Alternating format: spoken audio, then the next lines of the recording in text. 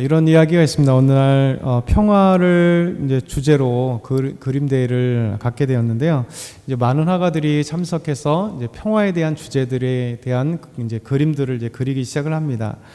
보통 이제 평화라 생각하면 이제 잔잔한 물 가운데 호수가 있는 그런 그림도 있었고, 또 어떤 사람은 양이 평화롭게 풀을 뜯고 있는 그 모습, 그 목자는 거기에 있는 모습들이라든가, 아니면 이제 그늘에서 또 뛰노는 아이들의 모습이라든가, 이런 우리가 이제 평화라고 생각할 수 있는 만한 그런 그림들을 다 이제 그렸어요. 근데 이제 중요한 거는 나중에 상을 받게 된 수상자는 전혀 다른 그림이 나중에 수상이 되었습니다. 그 그림을 보게 되면 언뜻 평화라고는 생각할 수 없는 그림인데, 자세히 생각해 보면, 그리고 자세히 보게 되면 진짜 평화가 거기 안에 있다라는 것이죠. 그 화가가 그린 그림은 이런 그림이에요. 폭풍우가 막 몰아치는 바다인데, 그 폭풍우가 몰아쳐서 비바람이 내고 파도가 치는, 근데 그 파도 안에 이제 보통 바위가 있잖아요, 중간에. 그 바위가 착 있는데, 그러니까 폭풍우도 치고 이 바람도 불고 파도도 치고, 그 가운데 큰 바위가 하나 있고, 그 바위를 잘 보면 작은 둥지 하나가 있는 겁니다. 그 둥지 하나가 있고, 그 둥지에서 이제 어미새가 비바람을 맞아가면서 새끼를 딱 품고 있는 그런, 그러니까 겉으로는 분명하게 평화라고 생각할 수 없고, 비바람이 치고 폭풍우가 치고 바다놀이 아주 심하게 있는데, 가장 그 작은 점 같은 그 새와 그 새가 품고 있는 자기의 새끼를 보면 세상에서 가장 안전하고 세상에서 가장 평화로운 모습을 담고 있는 거죠. 이 새끼 새에게는 얼마나 평화롭겠어요. 어미새가, 자기 엄마가 자기를, 또 아빠가 될 수도 있겠지만 또 어미새가 자기를 꼭 품에 안아서, 밖에는 아무런 비바람이 친다 할지라도 어미새의 품 안에는 가장 따뜻하고 가장 위로가 되고 가장 보호가 되고 평화로운 것. 그래서 이제 이런 그 이야기가 있는 것을 보게 되었습니다. 우리 삶에도 마찬가지예요. 사실은 우리에게 수많은 폭풍우가 칩니다. 안 치는 폭풍우 없죠. 그리고 또 안 치는 사람은 없습니다. 그 수많은 폭풍우 가운데 주님께서 항상 언제든지 우리와 함께 하신다는 거예요. 오늘 말씀이 제자들에게 이 모습을 보여주며 우리에게도 적용해서 우리의 삶 가운데도 바로 제자들과 같은 이런 상황이 있을지라도 주님은 함께 하신다라는 것을 우리에게 보여주는 거죠. 우리 45절에서 50절 한번 천천히 다시 한번 읽겠습니다. 45절에서 50절. 예수께서 즉시 제자들을 재촉하사 자기가 무리를 보내는 동안에 배 타고 앞서 건너편 벳세다로 가게 하시고, 무리를 작별하신 후에 기도하러 산으로 가시니라. 저물매 배는 바다 가운데 있고 예수께서는 홀로 무태에 계시다가 바람이 거스림으로 제자들이 힘겹게 누워졌는 것을 보시고 밤 4경쯤에 바다 위에 걸어서 그들에게 오사 지나가시려고 하심에, 제자들이 그가 바다 위로 걸어오심을 보고 유령인가 하여 소리 지르니 그들이 다 예수를 보고 놀람이라.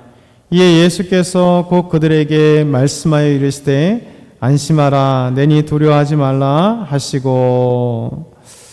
예수님께서 이 말씀 바로 앞에 오병이어의 기적을 베푸시고 난 뒤 놀라운 기적을 제자들이 체험했고, 또 수많은 사람들이 예수님의 놀라운 기적을 체험했습니다. 또 떡 5개와 물고기 2마리를 가지고 5,000명이 먹고도 남는, 그것도 여자만 5,000명이니 남자만 5,000명이니 여자와 아이들은 또 얼마나 많겠어요.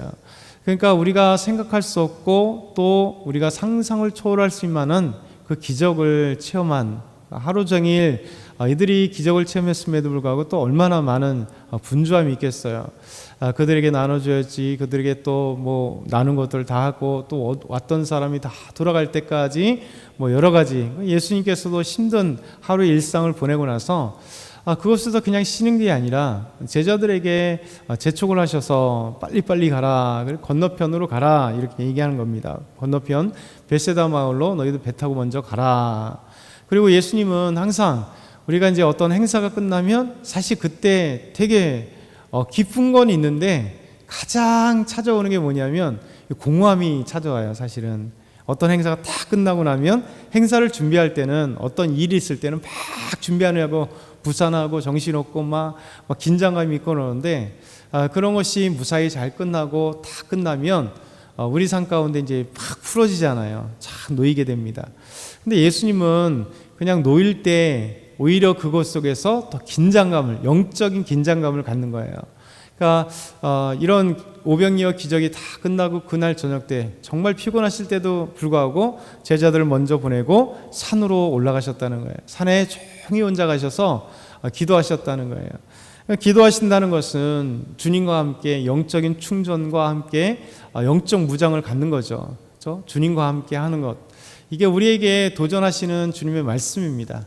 우리 삶 가운데서 수없이 많은 일들이 벌어지는데 우리는 이 일들이 벌어진 그날까지 쫙 이 땅에서 막 달려가는데 그 다음이 사실은 사단이 가장 우리를 공격할 때입니다. 영적으로 무너졌을 때, 안심할 때, 그때 딱 사단은 공격해서 많은 사람들이 큰 일을 감당하고 나서, 저도 마찬가지고 모든 큰 일을 감당하고 나서 그 다음에 사단의 유혹에 넘어지게 돼 있어요. 사람들은 긴장할 때는 사단이 건들지 않습니다. 왜? 긴장 상태, 초긴장 상태로 마음도 무장해, 영적으로도 무장해. 그래서 어떤 행사를 할 때 우리 요초등부, 우리 여름 캠프 있고 중고등부 수련회도 있잖아요. 그때까지 어떻게 합니까? 할 때까지는 막 기도하고 기도 제목 삼아서 열심히 달려가잖아요. 그 다음에 기도하는 건 없잖아요. 그렇잖아요. 그러니까 우리가 이렇게 어떤 것에 쭉 올라가다가 그 다음에는 영적으로 쫙 풀어질 때, 근데 예수님은 이 영적으로 풀어질 때 오히려 더 단단히 했다는 거예요. 제자들을 또 건너편으로 그 밤에 건너가게 하시고 또 기도하시면서 하나님과 함께하는 영적인 무장을 다시 하게 되는 것입니다.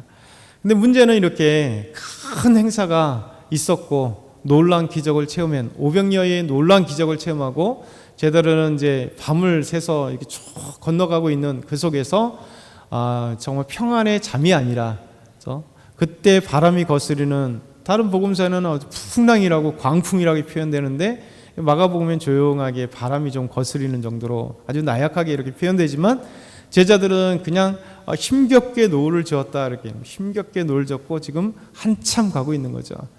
그러니까 이들에게 있어서는 오히려 육체적인 긴장감이 그냥 제자들에게는 찾아오는 거예요. 예수님이 영적인 무장을 하고 있고 제자들은 힘겹게 그 은혜를 경험하고 난 시에 평안함이 아니라 이제 막 바람이 거스리는 가운데 있습니다. 그럴 때 잘 생각해 보면 예수님이 그렇게 힘겹게 노를 젓고 있는 제자들에게 찾아온다는 거예요. 첫 번째 이런 말씀이 우리에게 참 은혜가 돼요.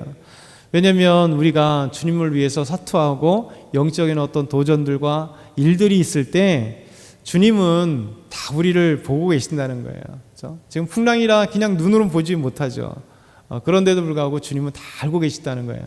우리 삶에 주님과 함께 했던 기적의 체험된 순간, 그러나 우리가 일상으로 돌아갔을 때 풍랑이 찾아와서 바람이 거스려서 힘겹게 삶을 살아가고 있는 것, 교회 안에서뿐만 아니라 영적인 삶일 뿐만 아니라 육적인 삶 속에서도 우리가 힘겹게 노를 저어가야 될 그 시간들이 은혜 다음에 찾아올 수 있다는 거예요.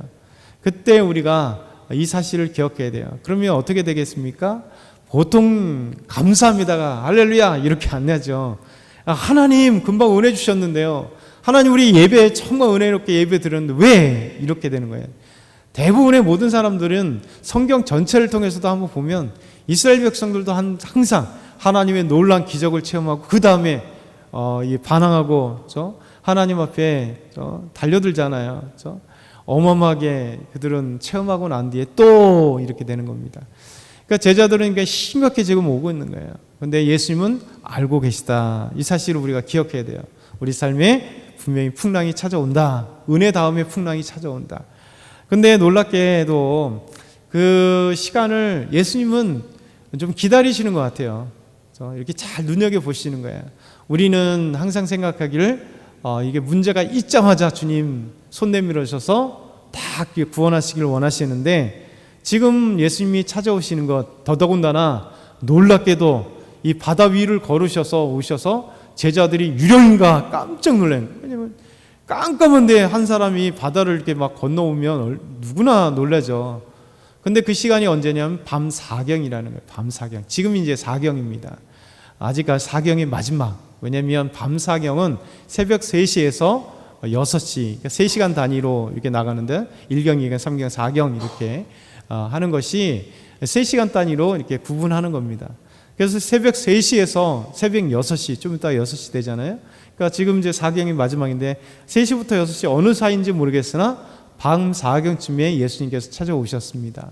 그러니까 저녁이 돼서 보냈어요.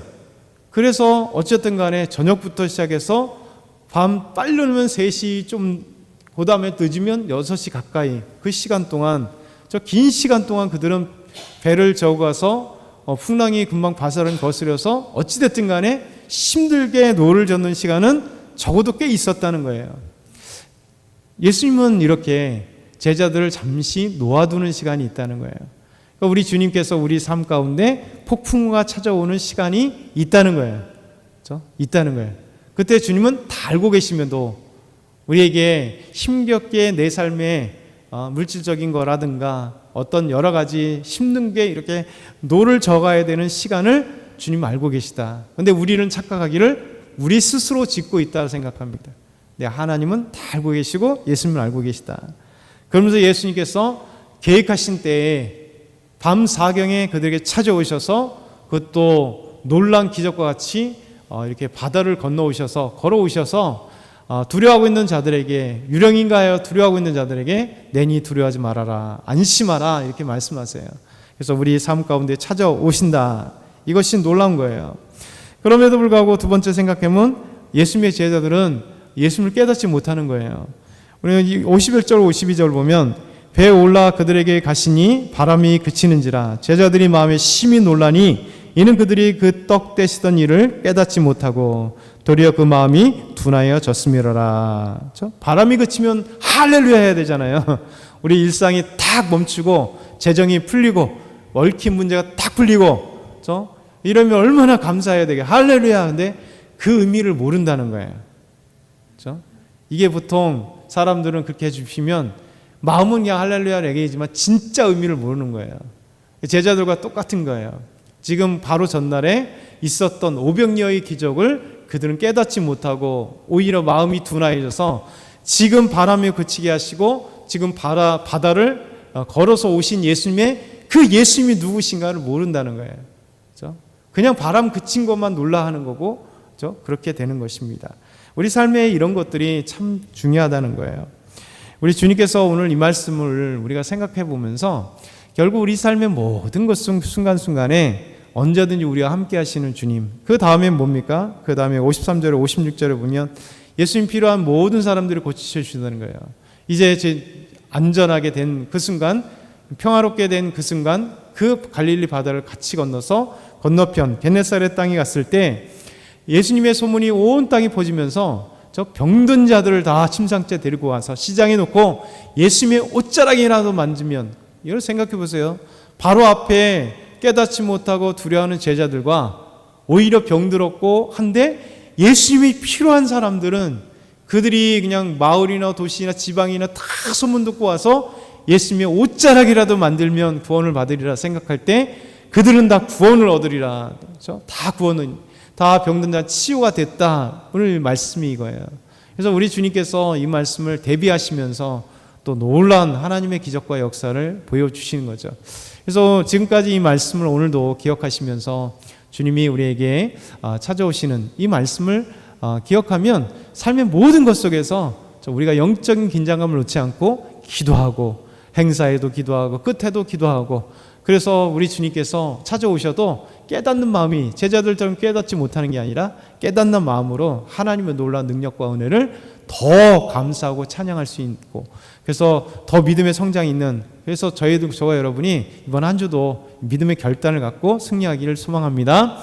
사랑의 하나님 아버지 감사합니다. 오늘도 믿음의 승리가 있게 하여 주시옵소서. 하나님 깨닫지 못하는 제자들의 이 어리석음이 아니라 우리가 주님을 깨닫고 주님 안에서 정말 기적을 행하시는 주님과 함께 우리의 삶의 질병들과 우리 삶의 모든 문제가 해결되게 하여 주시옵소서. 다음 주에 시작되는 우리 유초동부 여름 성경 캠프와 우리 또 그 다음 주에 시작되는 우리 중고등부 수련회 하나님 크신 역사가 일어나게 하시고 우리 모든 준비하시는 우리 교육자들과 우리 선생님들에게 능력과 은혜와 기쁨이 되게 하시고 또 그것에 준비하는 모든 분들 또 오고 하는 것 또한 아버지 하나님 격려하며 기도하는 모든 우리 성도들 하나님 큰 복을 허락하시고 또 우리 유초등부 아이들과 중고등부 우리 귀한 친구들이 크신 은혜 속에서 하나님을 경험하며 체험하며 우리 주일학교 부서들이 또 크게 붕의 역사를 체험할 수 있도록 인도하여 주옵소서. 오늘 한 주도 하나님께서 함께 하시길 소망하고 예수 그리스도의 이름으로 기도드렸나이다. 아멘.